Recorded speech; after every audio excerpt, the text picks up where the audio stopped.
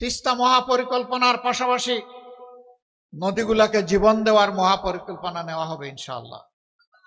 আমরা কারো লাল চক্ষুকে ভয় করি না ভাই, আমরা ভয় করি শুধু আল্লাহ রাব্বুল আলামিনকে।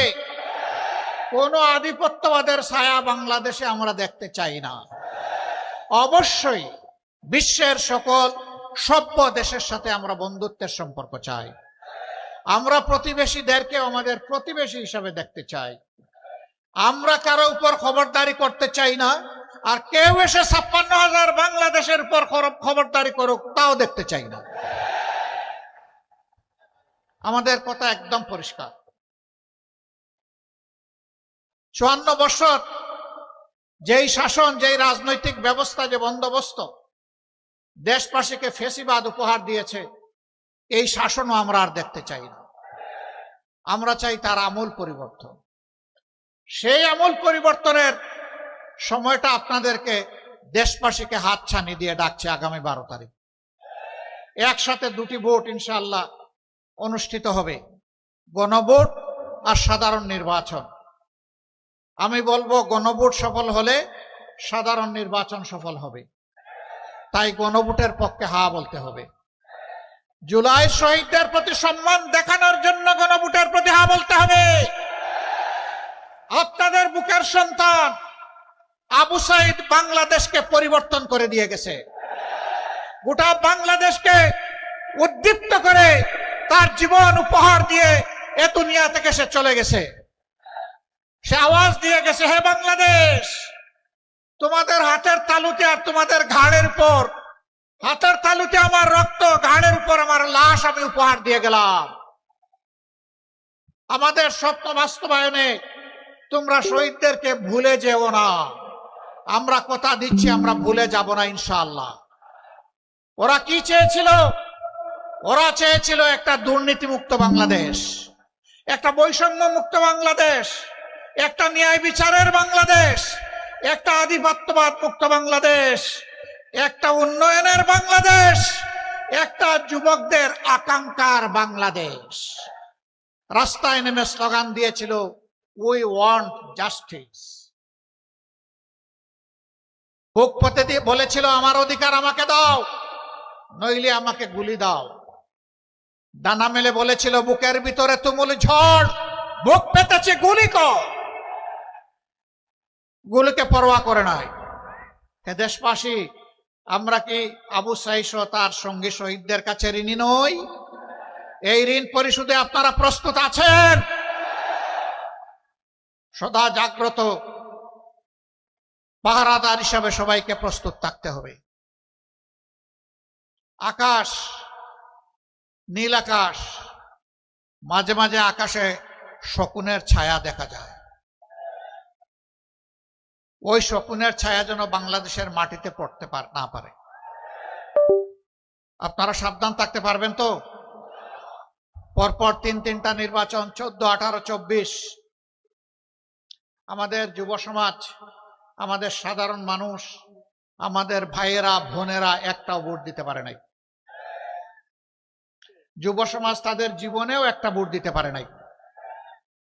এবার অনেক অপেক্ষার পর আগামী 12 তারিখ আসছে। এই 12 তারিখ শহীদদেরকে সম্মান করতে গিয়ে বাংলাদেশের বস্তা পছা অতীতের 54 বছর যেই ব্যবস্থা শাসকদেরকে দুর্নীতিবাজ, চাঁদাবাজ, দখলবাজ, মামলাবাজ, হত্যাকারী, খুনি, ধর্ষক এবং আয়নাগরের নায়ক নায়িকা বানায়, তা পরিবর্তন করে দেওয়ার জন্য আমরা হা ভোট দেব ইনশাআল্লাহ। হা ভোটের পক্ষে জোয়ার তুলতে হবে। সেই হা ভোটের জোয়ারে অতীতের বস্তা পচা সমস্ত ব্যবস্থা যেন ভেসে যায়। এরপরে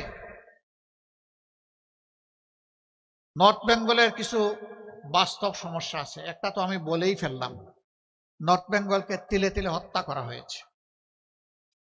এখনো এই অঞ্চল থেকে মানুষ ছুটে রাজধানীর দিকে।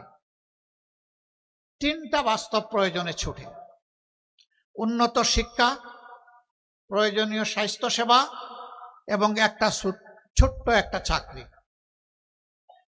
এই তিনটার জন্য প্রাণপণে রাজধানীর দিকে ছুটে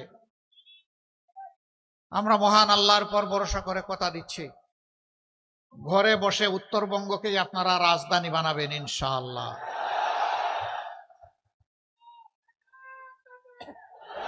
আমরা যুবকদের হাতে আমরা বেকার ভাতা দেব না। বেকার ভাতা বেকার তৈরির কারখানায় পরিণত হবে। আমাদের যুবকরা বেকার ভাতা চায় না। আমাদের যুবক যারা আছে তারা তাদের হাতে তাদের ন্যায্য কাজটা চায়। আমরা ইনশাআল্লাহ প্রত্যেকটা যুবক যুবতীর হাতকে আমরা বাংলাদেশের দেশ গড়ার কারিগরের হাতে পরিণত করি। আমরা তাদেরকে বাস্তব শিক্ষা দিয়ে দক্ষতা তাদের হাতে আমরা তুলে দেব। এরপরে গৌরবের সাথে দেশে হোক প্রবাসে হোক সম্মানের সাথে সে আয় রোজগার করবে, চাকরি করবে, ব্যবসা করবে ইনশাআল্লাহ। আমরা উত্তরবঙ্গকে পুরা একদম ইন্ডাস্ট্রিতে পরিণত করতে চাই। এটা সম্ভব। এখানে বাংলাদেশের শস্যের 3 ভাগের 1 ভাগ সারা বাংলাদেশকে উত্তরবঙ্গ ধান চাল সরবরাহ করে, গম সরবরাহ করে, ভুট্টা সরবরাহ করে, আম জাম সরবরাহ করে, লিচু সরবরাহ করে, পেয়ারা কুল সরবরাহ করে। এক কথায় বলতে গেলে বাংলাদেশের এটি হচ্ছে খাদ্যের একটি ভান্ডার। কিন্তু আফসোস, কৃষক তো উৎপাদিত মূল্যের সঠিক মূল্য পায় না। পণ্যের মূল্য কেন পায় না জানেন? 2টা কারণে পায় না। একটা হচ্ছে মধ্যস্বত্বভোগীরা এসে এখানে কামড় দেয়, আর একটা হচ্ছে ঘাটে ঘাটে চাঁদাবাজরা অস্থির করে তোলে। এই 2 কারণে কৃষক পায় না পণ্যের মূল্য, ক্রেতা পায় না ন্যায্য মূল্যে তার পণ্য। আমরা সেই চাঁদাবাজদেরকে নির্মূল করব ইনশাআল্লাহ। ভয় পেও না চাঁদাবাজ, তোমরাও এই সমাজের মানুষ। আমরা ইনশাআল্লাহ তোমাদের হাতেও সম্মানের কাজ তুলে দেব। তোমরাও সম্মানের সাথে বসবাস করবা। সেদিন আর মুখ লুকিয়ে তোমাদেরকে চলতে হবে না সমাজে। তোমাদের মা বাপকে কেউ চাঁদাবাজের মা বাপ আর বলবে না। তোমার স্ত্রীকে কেউ চাঁদাবাজের স্ত্রী বলে খুঁটা দেবে না। আর মাঝে মাঝে মানুষের জালে বন্দী হয়ে তোমাদেরকে বিপদে পড়তে হবে না। তোমরাও সম্মানের সাথে বসবাস করবা ইনশাআল্লাহ। এইভাবে প্রত্যেকটা হাতকে আমরা প্রত্যেকটা হাতে কাজ তুলে দিয়ে সম্মানের হাত বানাতে চাই। আপনাদের কোনো আপত্তি আছে? এই অবস্থা যদি তৈরি হয়, রাজধানীর দিকে প্রাণপণে ছুটতে হবে না ইনশাআল্লাহ। স্বাস্থ্য সেবার জন্য ছুটেন। আমাদের অঙ্গীকার হচ্ছে এখন 33টা জেলায় মেডিকেল কলেজ আছে, 64টা জেলার মধ্যে 31টা বাকি আছে। আমরা পর্যায়ক্রমে ইনশাআল্লাহ সব জায়গায় মেডিকেল কলেজ গড়ে তুলব এবং সব জায়গায় সরকারি বেসরকারি বা যৌথ উদ্যোগে বিশেষায়িত হাসপাতাল ক্রমান্বয়ে গড়ে তোলা হবে ইনশাআল্লাহ। এই সুবিধা যদি আপনি গাইবান্ধায় বসে পান, আপনি ঢাকায় যাবেন কেন? আপনার সময় এবং অর্থের অপচয় করবেন কেন? সেখানে গিয়ে অসহায়ের মতো আপনাকে ঘুরতে হবে কেন? এখানে তো বাড়িতে বসেই আপনি সেই সেবাটা নিতে পারবেন। শিক্ষার ক্ষেত্রে এখন বলবেন ডাক্তাররা এসে এখানে থাকবে কিনা? থাকবে।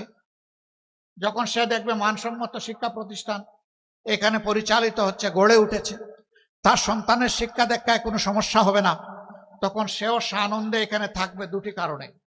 একটি হলো জীবন এখানে সহজ, পণ্যের দাম এখানে কম এবং সে তাজা সবকিছু পাবে।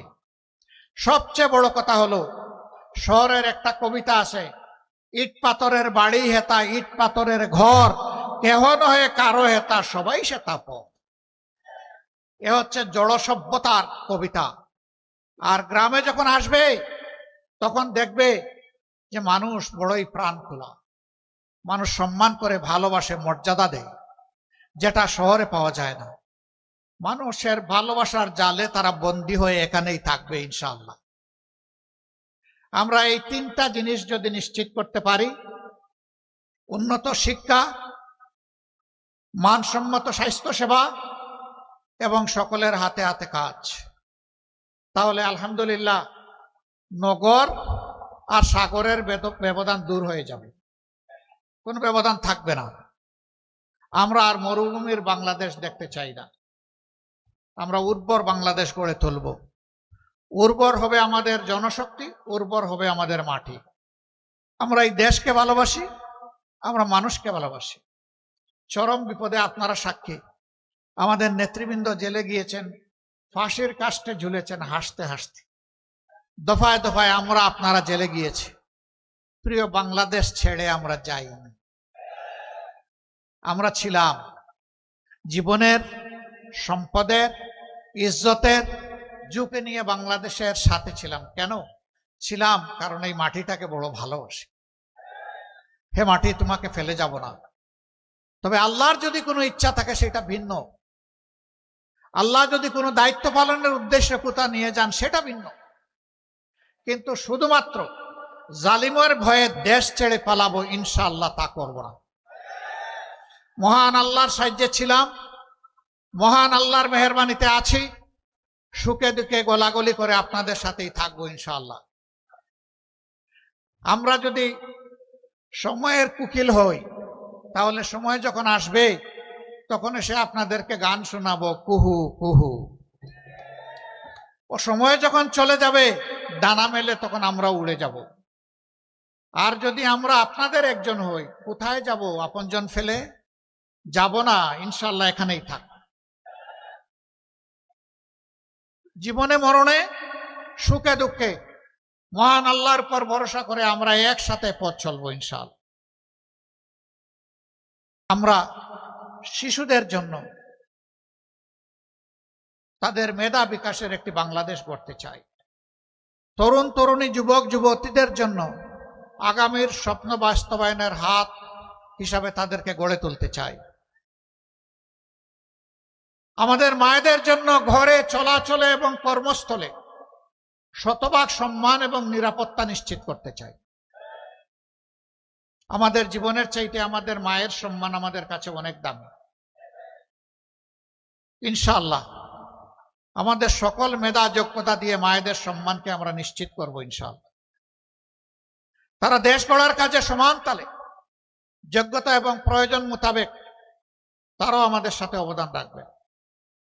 তারা আমাদের কৃষিক্ষেত্রে কাজ করেন না, তারা বাড়ির আশেপাশে বাগান লাগান না, তারা স্কুলের শিক্ষকতা করেন না, তারা সেনাবাহিনীতে চাকরি করছেন না।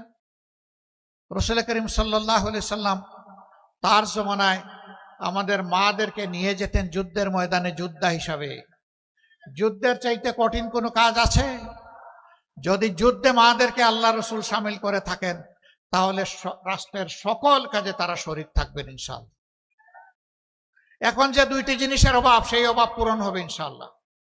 একটা কর্মক্ষেত্রে সম্মান নাই, আর একটা কর্মক্ষেত্রে নিরাপত্তা নাই। আমরা তাদেরকে কথা দিচ্ছি, আপনাদেরকে মায়ের সম্মান দিব এবং জান প্রাণ দিয়ে আপনাদের নিরাপত্তা নিশ্চিত করবো ইনশাআল্লাহ।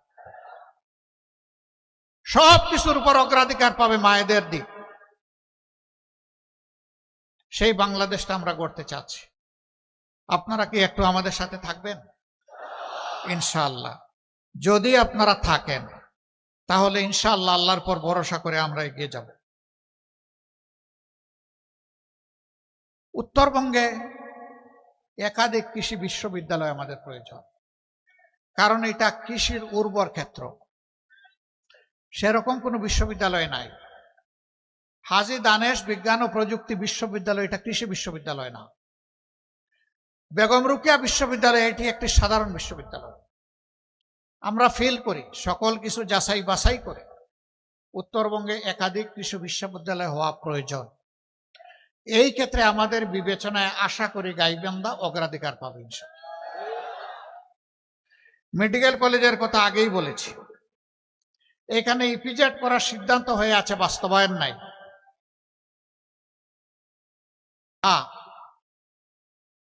ইপিজেড এখানে হওয়া উচিত কর্মসংস্থানের জন্য এবং আমাদের উৎপাদিত যে সমস্ত পণ্য আছে সেইগুলাকে প্রসেসিং করা, বাজারজাত করা, বিশ্ব বাজার ধরার জন্য, বাংলার বাজার ধরার জন্য প্রয়োজন আছে। আমরা অবশ্যই এটার দিকে মনোযোগ দিব ইনশাআল্লাহ, আপনারা দোয়া করবেন। তারপরে বালাসী বাহাদুরপুর নাকি না বাহাদুরাবাদ, একটা সেতু দুই দিককে বিচ্ছিন্ন করে রেখেছে। আমরা চেষ্টা করব দুইটাকে জোড়া দিয়ে দিতে, আপনারা দোয়া করবেন ইনশাআল্লাহ। এটা বড় কাজ না, বড় মনের প্রয়োজন, বড় ভীষণের দরকার। আমাদের চুরির টাকাগুলো যদি আমরা ফেরত পাই আর নূতন চোরদের হাত যদি আমরা অবশ করে দিতে পারি, বাংলাদেশের উন্নয়ন লাফিয়ে লাফিয়ে হবে ইনশাআল্লাহ, লাফিয়ে লাফিয়ে হবে। আপনারা দোয়া করবেন। তারপরে ফুলচুড়ি সাগাটা নদী শাসন না, শুধু ফুলকড়ি সাগাটা না, সকল নদীগুলোকে শাসন করব না। মানুষ বলে নদী শাসন, শাসন করলে তো ওরা ভয় পাবে, নদীগুলো কান্নাকাটি করবে, দুঃখ পাবে না। নদীকে আপন করে তুলে নিব, আমাদের সন্তান বানাবো প্রত্যেকটা নদীকে ইনশাআল্লাহ। নদীগুলাকে, সন্তানকে যেভাবে মানুষ লালন পালন করে, আমরা নদীগুলাকে কুলে নিয়ে সেইভাবে লালন পালন করব ইনশাআল্লাহ। নদীমাতৃক বাংলাদেশ। আমরা এক সময় নদীর কূলে আমরা গিয়ে বসে যাব, মা এখন আমাদের নৌকাটা নিয়ে তুমি চলো, আমাদের জাহাজ নিয়ে চলো, আমাদের লঞ্চ নিয়ে চলো, যা বন্ধ হয়ে আছে। আপনারা দোয়া করবেন। চলার পথে অনেক বাধা আছে, ষড়যন্ত্র আছে। সেই বাধা ষড়যন্ত্র আল্লাহ তাআলা যেন অতিক্রম করতে আমাদেরকে সাহায্য করেন।